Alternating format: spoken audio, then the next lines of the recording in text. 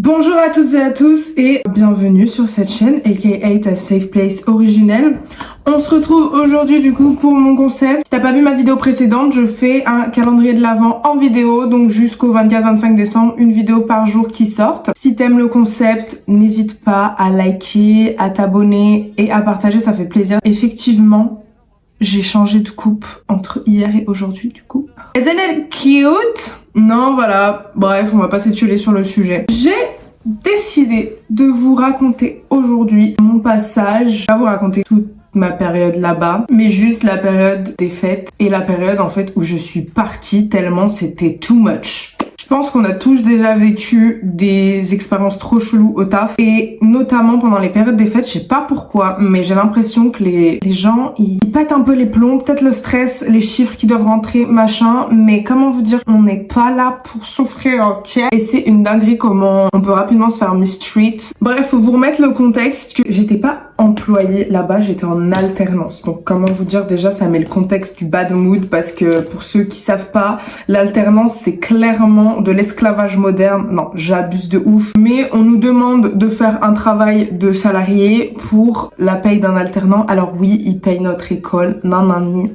N'empêche qu'on est là pour apprendre et des fois vraiment il y a pas ce côté apprentissage, il y a vraiment juste ce côté fais ton taf et me casse pas la tête et je trouve ça vraiment dommage. Après c'est juste mon expérience, je connais des gens qui sont en alternance et que ça va très très bien. Moi juste ça l'a pas fait. Donc déjà je faisais une alternance, j'étais pas trop fan du sujet étudié, mais you know, t'as commencé un truc, tu le termines. Je suis dans un domaine que je connais parce que je suis dans la vente, mais bon, je suis dans la vente de base, je suis en esthétique dans mon alternance, mais je fais que de la vente. Je touche pas à l'esthétique. Une fois par mois, j'avais le droit d'aller en cabine et sinon, je touchais pas du tout le côté esthétique. Donc moi, j'étais là pour faire un diplôme de vente, on aurait dit. Et mes relations étaient un peu tendues avec mes responsables parce que j'étais tombée malade en septembre, donc le premier mois, comment vous dire que ça passe pas. Et du coup, il y avait un peu ce truc de dès qu'il y avait un petit truc, genre en fait, elles aimaient trop monter dans les tours pour tout et rien. Faire chialer leurs employés, c'était vraiment la sauce du chef pour elle, je sais pas pourquoi, mais un stress constant que tout le monde avait dans cette entreprise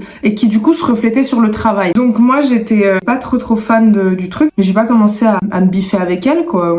Je suis là pour valider mes compétences et puis ciao. Et donc arrivent les périodes des fêtes et là ça commence à se corser niveau objectif du coup parce qu'on était dans un gros magasin et on met en place des petits challenges, des petits concours pour réussir à atteindre les objectifs. Donc, moi je suis grave investie dans le délire, on fait des binômes et tout, on est un peu genre en compète, c'est sympa. Et le truc c'est que derrière on se faisait saquer. En fait faire des challenges pour atteindre un objectif c'est cool, mais c'est censé rester un challenge et pas un moyen de pression. Et c'était grave un moyen de pression. Et des fois on remplissait pas le challenge parce que le flux ne le permettait pas, on n'avait pas la possibilité de faire le réassort et en même temps conseiller, faire le challenge, ranger la réserve, faire la caisse. Enfin c'était pas possible. Et en plus de ça faut savoir que dans cette entreprise il y avait genre une dizaine de personnes, il devait y avoir 4 employés qui étaient employés et le reste et on était toutes en alternance, donc ça veut dire on était toutes là pour apprendre. Alors je vous parle pas des alternantes qui étaient là depuis plus longtemps et du coup qui se prenaient pour les directrices de la brand tout entière, ça bref il y avait en fait il y avait rien de, c'était un peu du passif agressif au niveau de tout. Il y avait rien de vraiment que tu pouvais utiliser pour te plaindre et je trouve ça horrible, je trouve ça pire que quand tu peux juste aller te plaindre parce que finalement quand ça va pas au taf et que tu dois exprimer pourquoi ça va pas et que t'as pas les outils pour le faire parce que c'est toujours à la limite du pas bien et du coup ça fait qu'au niveau de l'équipe ça commence à se tirer dans les pattes. Il y avait grave de l'hypocrisie. Après pour ceux et celles qui ont travaillé dans le monde de la cosmétique, de l'esthétique, c'est connu, c'est un monde hypocrite à mort, mais là c'était vraiment genre il y avait la pression, tu le sentais qu'on était tout au bout du rôle. Des fois on enchaînait des journées de 10 heures, on n'en pouvait plus et c'était juste genre horrible. T'avais pas envie d'aller au taf, en fait tu te réveillais, t'étais fatigué mentalement et pendant la période des fêtes c'était encore pire. Vraiment j'ai vu mon état se dégrader et l'état de certaines de mes collègues également se dégrader. En fait cette pression constante et cette mesquinerie de la part de même des responsables, en fait il y avait ce côté un peu mesquin, ce côté des fois exemple j'ai une collègue une fois qui s'est plaint du comportement d'une autre collègue et la responsable au lieu d'être neutre et de faire son travail de responsable, c'est-à-dire régler le conflit ou alors faire en sorte que le conflit s'atténue et qu'elle règle ça ailleurs, elle est partie attiser le feu en fait en racontant un petit groupe qui s'était dit, et du coup ça a encore plus alimenté ce bif et cette mauvaise ambiance qu'il y avait autour. Moi j'ai toujours été dans le délire de, je sais pas, copain au taf, parce que ça sert à rien, enfin on fait copain vite fait, mais j'ai pas commencé à te raconter ma vie trop en détail ou quoi que ce soit. L'expérience m'a prouvé que ça servait à rien, et vraiment je supportais pas ce côté en fait de se tirer dans les pattes, ou alors quand il y en a une qui était absente parce qu'elle était malade, mais laisse tomber comment ça parlait de ah ouais mais je suis sûre qu'elle a fait semblant de ça, je trouve ça horrible en fait. Oui, il y en a qui abusent sur les arrêts maladie, mais au bout d'un moment on travaille tout au même endroit et on sait que on est mentalement épuisé, donc c'est sûr qu'on va tomber malade. En plus de ça, c'est l'hiver, il fait froid, il y a pas de chauffage, il y a pas de, c'est des conditions de travail, il y a pire, mais je veux dire, on est dans la vente, on est censé sourire du matin jusqu'au soir, on est censé toujours être là, prêt à accueillir la personne, donc il faut on peut pas juste être là et faire la gueule, machin, il faut vraiment qu'on soit dans de bonnes conditions pour que ça se reflète, et dans tous les cas, quand toute une équipe ne reflète pas la bonne humeur et la joie de vivre, c'est forcément que y a pas de fumée sans feu, quoi. Voilà. Moi, à ce moment-là, je suis fatiguée. J'arrive pas trop à tenir le rythme. J'en parle en fait à mes responsables. Ils font genre ouais, ok, y a pas de souci et tout. On comprend, pas de problème. La santé avant tout, tu sais. Moi, vu que j'avais déjà eu une expérience scolaire, travail un peu complexe, vraiment le santé avant le travail, primordial pour moi. Donc c'est-à-dire que si je suis malade, je vais pas venir crever au travail. Si je vais voir le médecin et que le médecin juge que je suis pas apte à travailler, voilà, je pose un arrêt maladie dans le mois de décembre. Mama, quelle idée. Après, j'ai envie de vous dire, j'ai pas fait exprès de tomber malade, mais le drama que ça a fait, c'est-à-dire que je reviens de mon arrêt maladie. Et ma responsable, enfin la directrice magasin, dit écoute, il faut qu'on parle, viens dans mon bureau, on va discuter. Donc moi je viens d'arriver, il est midi, donc je faisais un midi 20h, j'étais opérationnelle, mais j'étais fatiguée quand même parce que j'ai fait un arrêt de 3 jours. Donc juste le temps vraiment de me requinquer un petit peu et de retourner au taf. Je vais donc dans son bureau, elle ferme la porte. Dramatiquement, en plus de ça, vraiment, pas. Je dis ok. Et la nana elle commence à me dire oui, est-ce que tu trouves ça que c'est normal? Tu te rends pas compte de l'effet que tu fais à l'équipe? Donc moi déjà le tintouin sur tu te rends pas compte de l'effet que ça fait à l'équipe quand on est 3, ok. Quand on est 15, viens pas me la faire à moi.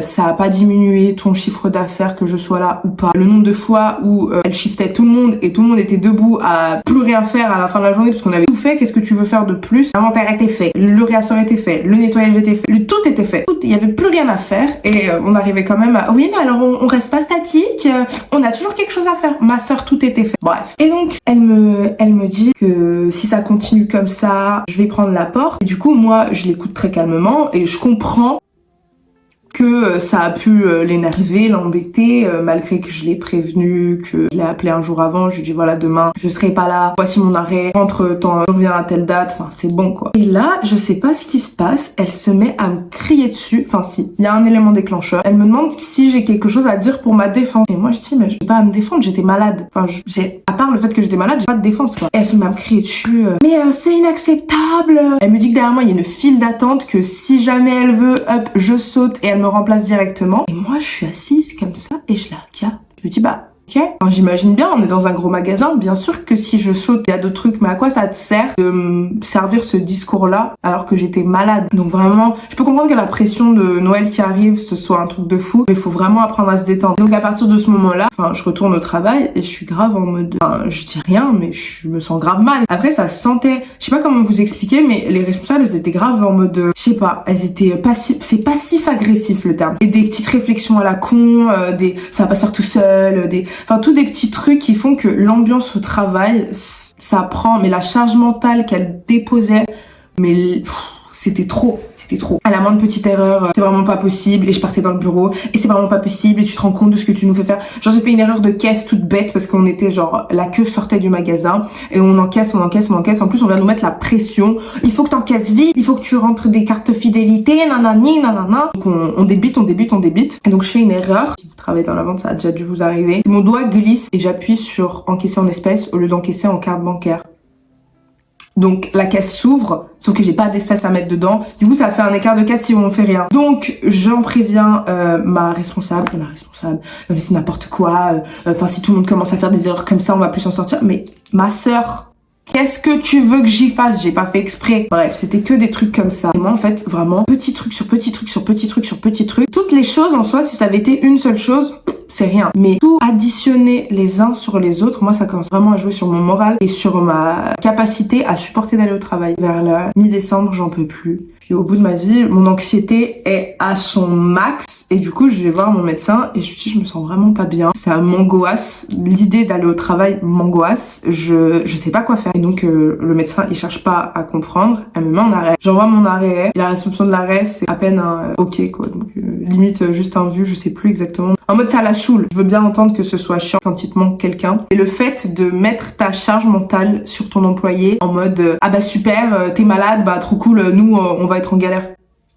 Trop cool, je suis malade. Bref. Et après ça, juste, mais l'angoisse que j'avais pour retourner au travail, je pouvais juste plus prendre leur merde et la mettre sur moi. Et donc je décide de quitter le taf. Je leur dis, écoutez, je peux plus. Je fais une lettre de démission et c'est la meilleure chose que j'ai fait.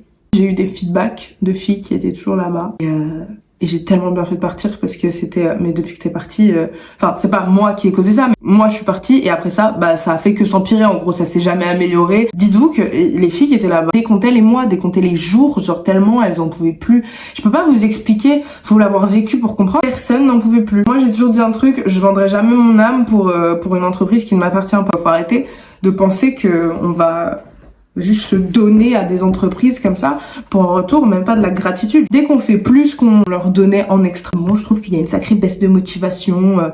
Ah ouais, parce que ça aussi, je trouve que t'as une baisse de motivation, je trouve pas assez souriante, parce que un jour t'avais mal à la tête, parce qu'il y a leur flash, leur musique qui est beaucoup trop fort pour même les clients venaient nous voir, ils disaient mais c'est horrible, la musique elle est trop forte, et on était en mode ouais bah écoutez, dites-le à la manager parce qu'elle veut pas baisser le son. Et bref, et quand t'avais mal à la tête et que tu faisais un peu la tête pendant ta journée, je trouve que t'as une baisse de motivation. Je trouve que ton travail est un peu moins qualitatif. Ma sœur. Non, bref, c'était... Donc voilà un peu la story. Donc ça va pas trop dans le thème. Si, ça va totalement dans le thème parce que c'est passé en fin d'année vers les fêtes. On sort un peu du thème brut et pur de Noël, mais bon, voilà. Hein. Je vous souhaite une belle journée à tous et de prendre soin de vous. Si t'as aimé cette vidéo, je t'invite à liker, à commenter et à partager. Ça fait plaisir, ça donne de la force. Et moi, je vous retrouve demain pour une nouvelle vidéo. Bisous! What's going on?